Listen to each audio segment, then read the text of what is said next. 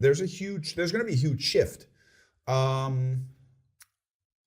me just finish the thought. I think a lot of people are waking up to the fact that sometimes they're spending a lot of money on very expensive, high-level consultancy firms and not getting impact or benefit out of it. Mm-hmm.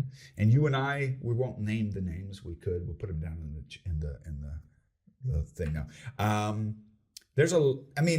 I'll name one name because I don't care.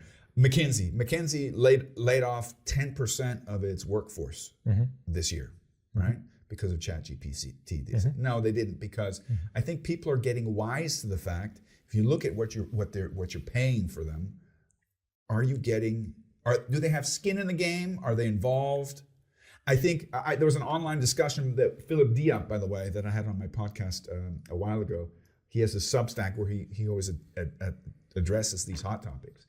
And he talked about this, and I said, or it was actually somebody else that launched it, and they said, well, what's the purpose of consultants and do they bring value?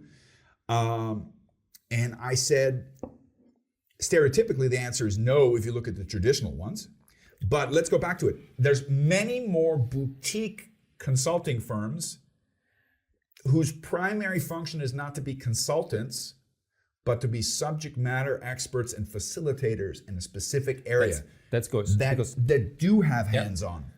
And I fully agree, this has changed because the real expertise now, there are companies specialized in market trends, there are companies specialized in whatever, there are AI tools specialized in whatever. I think the consultancy in the future is to support and to be a sparring partner on how to get things into action. Yes. How to get teams on board, how to cope with the change. Yes. Leadership has changed. Yeah, it's about every individual has to be led in a different way. We have this generation gap, we have all these gaps around here. And quite interesting, yesterday I had a big team event and team workshop in my vineyards in Burgenland. Mm-hmm. Very nice, together with my colleague Sonja. It was a big team, 30 of us. Mm-hmm. And it was interesting to see how people now start behaving as a team now. Well, without any phones, without any meeting rooms, just in the nature, solving topics, solving things of part of an escape tour. And that's something like I think is our job then later on, to bring back the human touch, to bring back how to lead, how to change, how to get teams motivated. Because what I realized, we know from COVID and this area, people were stuck in home office somewhere in the outskirts of Vienna or wherever. There was no difference at all if there's a Siemens logo, a ÖBB logo, a OMV logo at the right corner. It was just the same office. Yeah. You had your nice terrace out there, you had your laundry working. So this is about the future for us, I think, to get people on board, to get the spirit together. Well, you're talking about, that's one of the hot topics, one of the dynamics that organizations need to learn to digest, which is remote working, stuff like that. And this is our job, I think, to be a sparring partner, to come up with new ideas, to challenge them, to support them.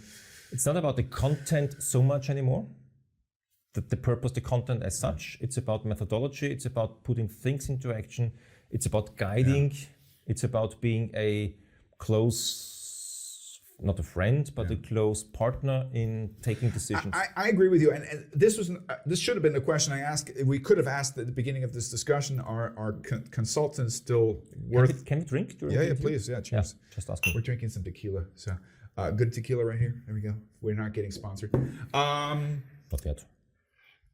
The question could have been to this discussion: Are consultants still valuable? And just like with anything, whether you're talking about lawyers, doctors, any industry out there, we're always experts. We're always experts on how other people are not doing their job. Mm-hmm. But if we look at our own industry, are we doing our job like we should? And like I said, there's a lot of consultants out there that have a big name that give us a bad name, but we're not all bad. I think just like there's good lawyers and bad lawyers. Yeah.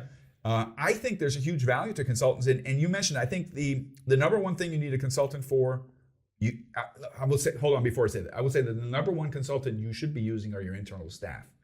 But there's sometimes blockades to that, communication blockades. Yeah, and that's the question, how to get those ideas on board, how to facilitate how to work with this resistance, how to work with all these. So that's the second stage for me. The first stage, I think that a consultant can help, especially, for example, you mentioned the AI.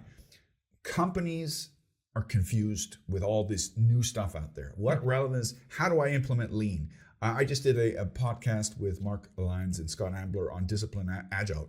Amazing concept, but if you look at it, you get a headache saying there's 2,000 practices. How am I supposed to? Without a consultant, you're screwed. Yeah. You need a passionate rainmaker, an evangelist, a deep subject matter expert who can accelerate your knowledge, number one. Number two, create a simple to understand framework, a roadmap, do capability building, create a certain level of training, and that's stage one for me.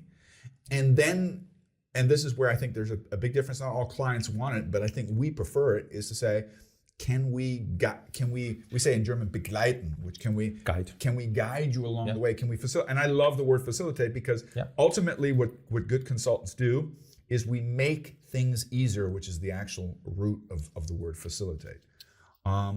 So there's good and bad consultants out there. I still think they're a value. I think the most important thing, though, and I don't get tired of telling clients this, if you've got a period of time where you're doing this with external support, it should be not a trainer, but that's a similar concept. Yeah, similar concept.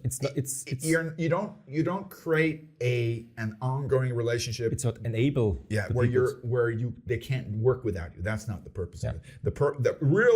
To really say, did you do a good job as a consultant? Is if your client doesn't need you anymore for that implementation cycle. But still, he wants your feedback, and still, I still think there's plenty of work to be had. We don't have to create an environment where people are codependent on us. Yeah. So that's important. Well, so you're happy with the situation currently?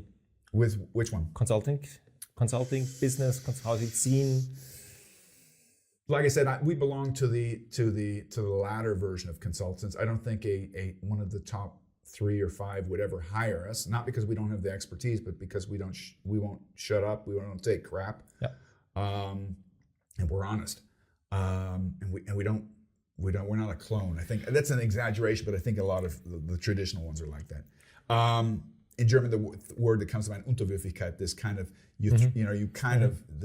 the brand is more important than the human being, and that's not what I'm for. No.